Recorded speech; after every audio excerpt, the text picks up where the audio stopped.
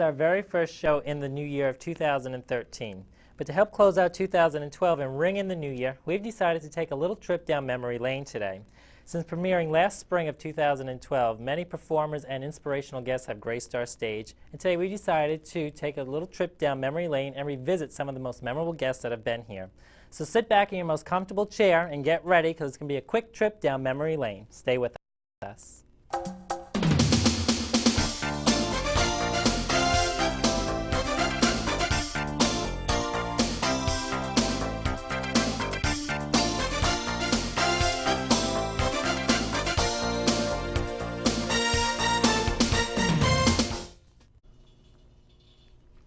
Welcome, welcome. Is everybody sitting back in their most comfortable chair? Here we go then. Our first stop down memory lane is the best of our performers of 2012. Who could forget this beautiful blonde powerhouse voice? She graced our stage twice in 2012, has had 2 hit singles on the Billboard charts, including her own 2 hit singles that she released earlier this year. She's a very dear friend of mine. She's Amber Ferrari. Take a look at her clip now. Here. She's about to take our stage right now and perform her hit singles for us. The lovely Amber, take it away. Thanks, Jason. This one was special requested for us to perform by Brianna, who's working under the cameras. So this is for you, my debut single, Whatever, Whatever. Lies, lies. Lies, lies, lies, lies.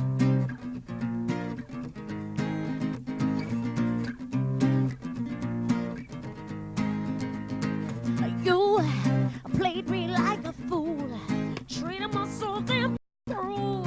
You think I would have learned the first time I did me wrong? So many lies you told to keep me loving you so. Oh, oh, oh, you're a liar and a cheater. You're a player, not a keeper. One thing that I must say, whatever, whatever, you're a joke. Just a hoax, oh yeah. Some things just don't change. Whatever, whatever, oh yeah, yeah. Now there is another who believes all your lies. No matter how I try to show her your true side, so many lies you're told to keep her loving you so. For this next clip, 3 talented musicians who are not going through a midlife crisis, but a new life crisis. They're a trippy trio that formed together over 10 years ago and since then have been unstoppable, going on to making 2 CDs, not 1 but 2. They are New Life Crisis. Take a look. Money on the streets.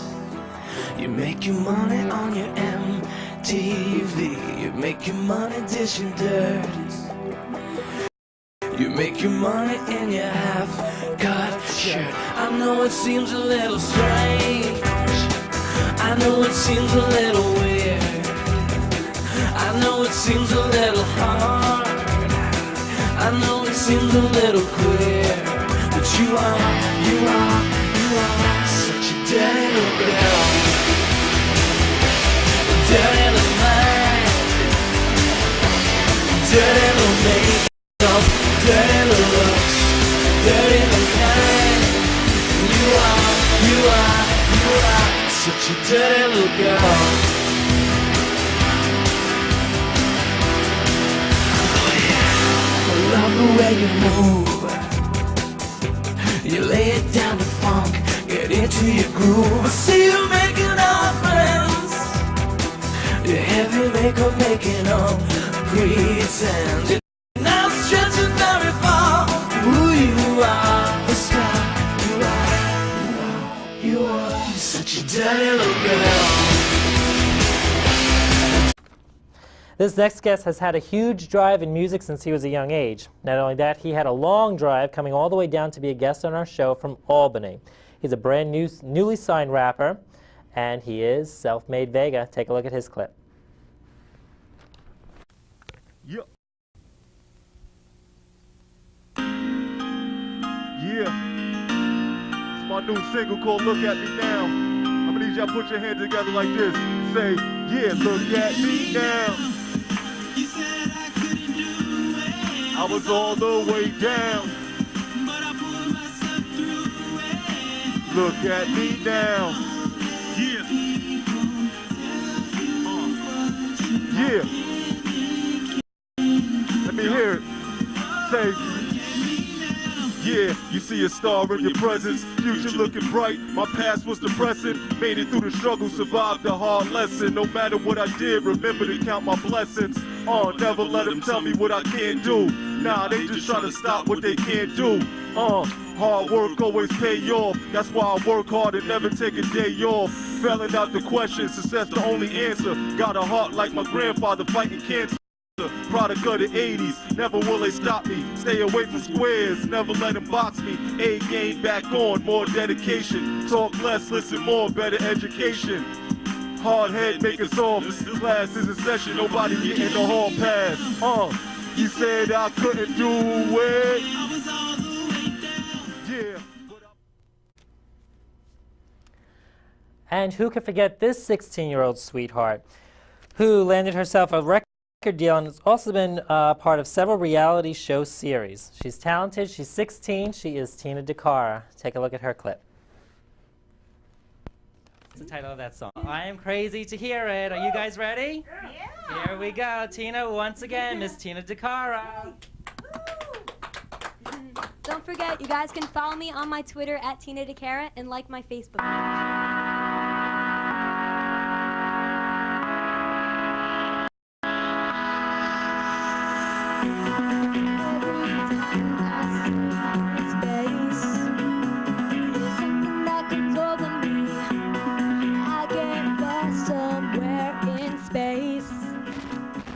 Every time he smiles at me, I've been holding back for so long. It seems like the time keeps marching on and on as I find the words to say. I really like you. I don't want to wait no longer for your kiss, your gentle touch, everlasting bliss. I think it's time that you hear what I have to say. That I'm crazy about your baby, charming ways and soothing top.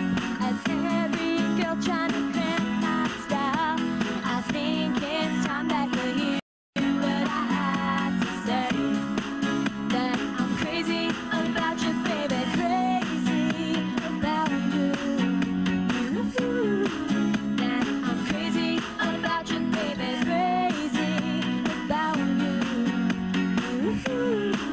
That I'm crazy about you, baby.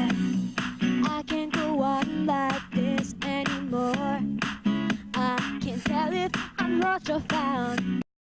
It's like I'm dreaming my life away. Just waiting for that.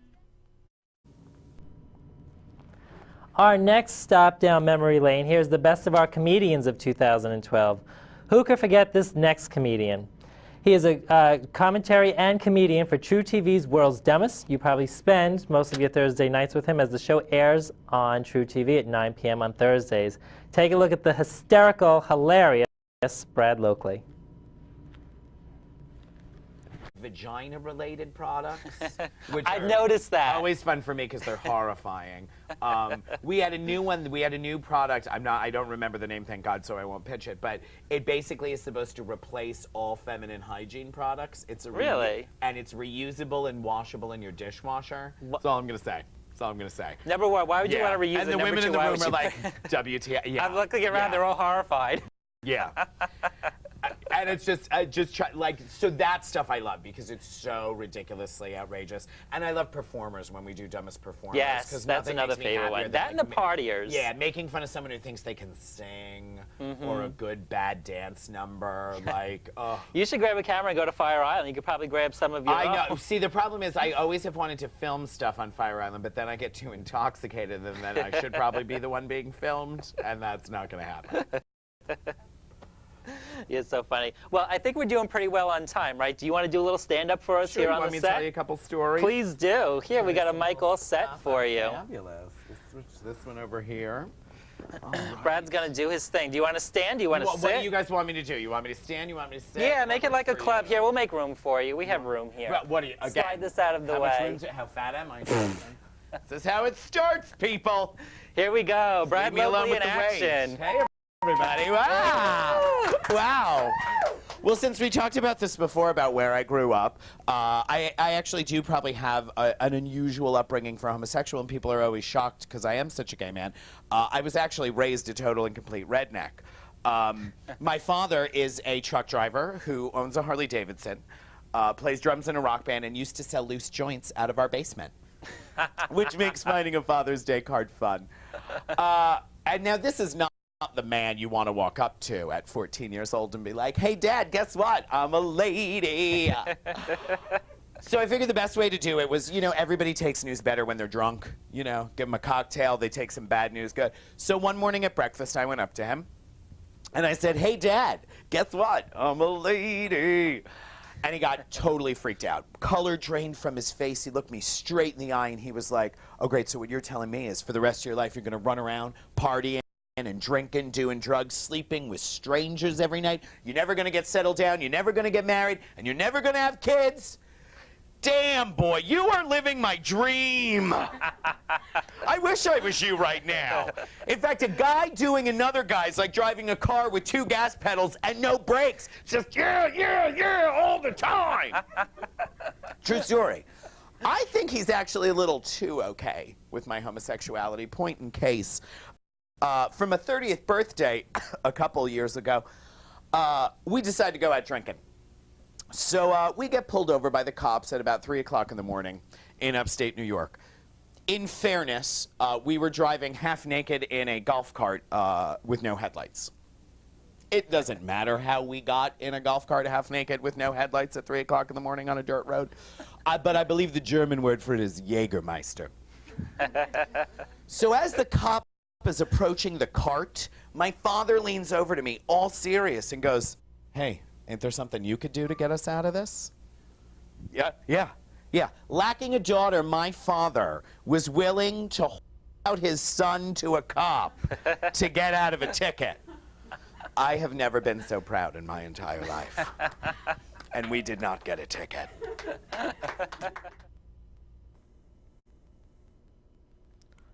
And who could forget this funny man all the way from New Jersey?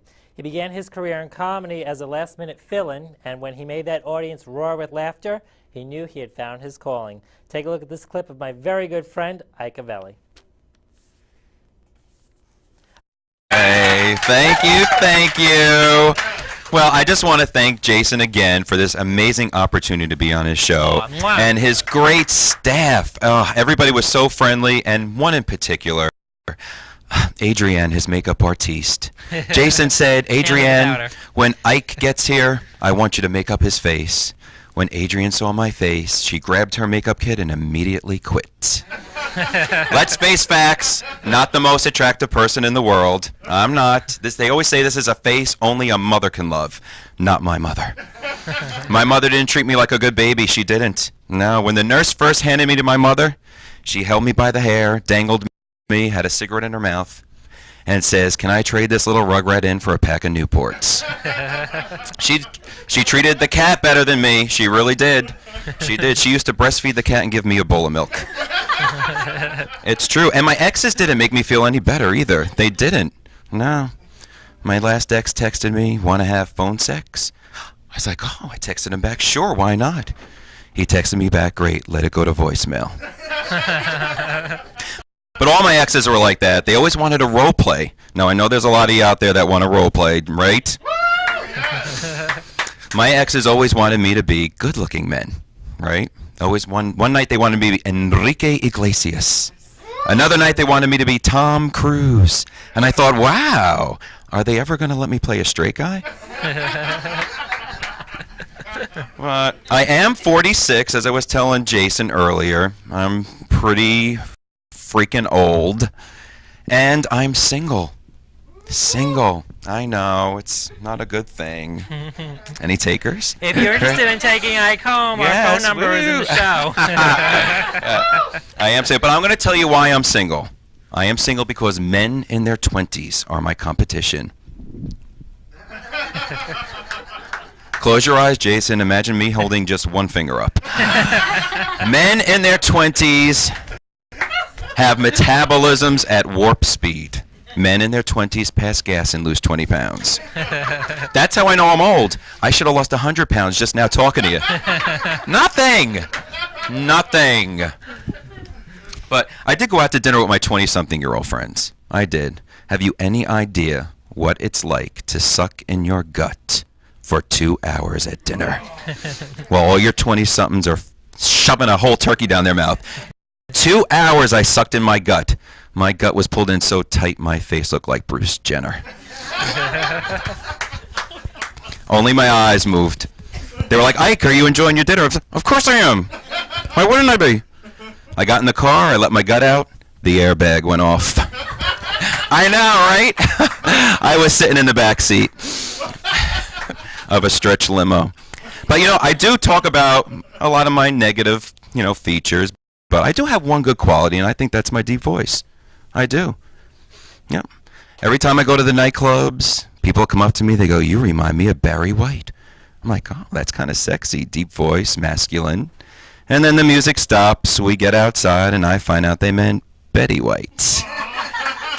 Not Barry, Betty. But don't be sad. Of the 4 Golden Girls, I think I'd rather be known as the living one. So I figure we'll play a little game. It's a little celebrity game because, I love my gossip. It's called Are You Thinking What I'm Thinking? I talk about a celebrity, and hopefully you're thinking about the same thing I am. Now, you know Amber L from the Food Network? Yes. She just came out. Big lesbo. Can you imagine? Are you thinking what I'm thinking? That's news? Not the fact that she stole Guy Fieri's hair? You all watch Happy Endings on ABC? Oh, yes. It's season finale. I was so depressed. It's not going to come back until the fall. Are you thinking what I'm thinking? That we're going to get lots of happy ending stories from John Travolta and the masseuse. The clip you just saw was from my dear friend Ike Velli, who I'd met here over the summertime. He did a great job on our show, kept us all entertained and kept us laughing. Wait, what? We have a call. How do we... Hold on. Hello, Jason Galka Show. Hi, Jason. It's Ike Velli. Well, hello. We were just talking about you. I'm so excited. How are you? We just took a look at your clip. Listen, I don't know if you know what we're doing today, but we're looking back at the best shows of 2012, and we just got done showing your clip. I'm so excited to be a part of that flashback. How I really funny is am. that? How are you, my love? I am good, and congratulations on a successful 2012 for the Jason Galka Show. Thank you. We're looking really forward to 2013. We have great shows lined up coming up. Tell us, what's new with you? What's happening? I have a lot of dates scheduled, Jason. Do you? Tell us A lot about of dates, yep. This month, the 30th, I'll be in Hollywood, Florida, at the Megabyte Cafe. February 16th, I'll be in Connecticut for the Imperial Sovereign Court of all Connecticut. Awesome. I'm not sure if you're aware of them, but they're a nonprofit organization, and they're dedicated to helping other nonprofits in need. Let's see, April 28th, I'll be in Las Vegas again at the Orleans Hotel. Very nice. And then we can't forget Amber Ferrari and Joplin's No, Pearl. we can't. Coming up in March, right? Yeah, actually, June 28th is a show in Port Washington. Nice. And October 5th again at the Patchogue Theater. And then March 9th is the release party for her CD. And we will be there. In fact, we're going to be covering that segment for her. Oh, I can't wait. It's going to be so exciting. Well, it's so great to hear from you. Everything else is good? Yeah, still single. I think we need another one of those reality shows, Jason. I think we do too. Listen, if anybody's interested in Ike Velli, you just saw his clip, give us a call, 631-574-9678. We'll set you up. No mass murderers. Well, it was so great talking to you, my love. Thank you so much for taking a few minutes to chat with us. Anytime. Continued success in 2013, Jason, Thank to you. you and the Same to whole you. entire staff. Thank you. You're a fabulous comedian. We just got done laughing again. Thank Always you so have much, us love. laughing. We love you. Mwah. I love you too. Take care, love. All right, bye-bye. Bye-bye. What a nice surprise to hear from Ike Velli. He's such a great guy. All right, well, our next clip is with 3 very dear friends of mine who I've met over the summer as well. I did a separate segment with each one of them, and then we finally did our very first live show back in September. Many of you probably know Janet Russell, Lorraine Rakia, and Phoenix Redhawk because they each host their own show here on Channel 20 as well. Well, again, I met them over the summer, did a separate segment with each one of them to talk about their psychic and medium abilities, and then on September 2nd, I believe, is when we did our very first live show. Take a look at this clip. It's a very emotional clip when we had a caller call in who had lost her daughter in 2012, and she had a very heartfelt question to ask the ladies. Take a look at this. Yes, who's this? I lost my husband. Your phone's kind of fading in and out. And the We can't hear you, dear. No. You're Maybe she could call back from I another lost line. my 3 children since 2002. And my daughter being on Mother's Day, I lost her. And I trust that God knows best. But I'd like to know if any of you ladies could tell me anything that you might be thinking of now.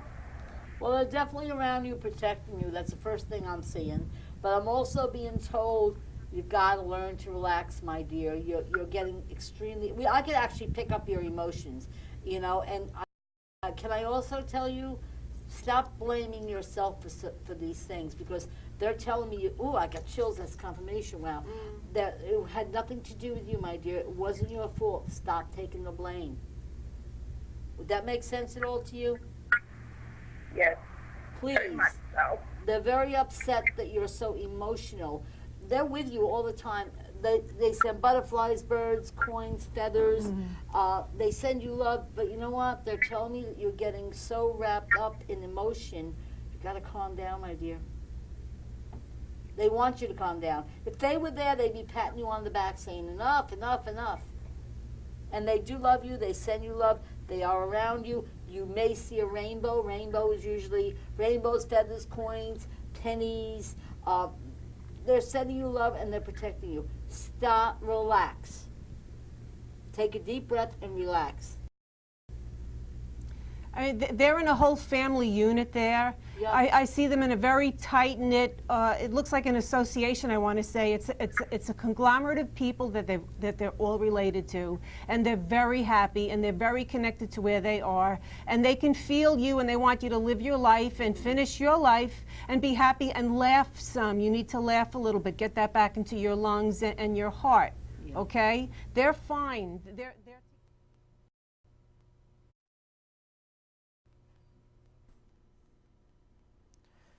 Such a tragedy. Our hearts all go out to that caller who called in that day that lost her children and her husband. We are just about at the end of our journey here down memory lane for 2012, but before we go, let's look back at some of our best inspirational guests that have been here.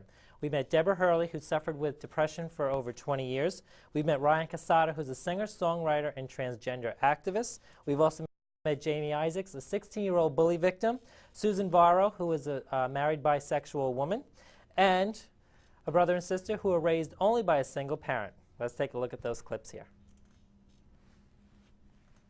Okay, and it's a book. Felt may have caused it.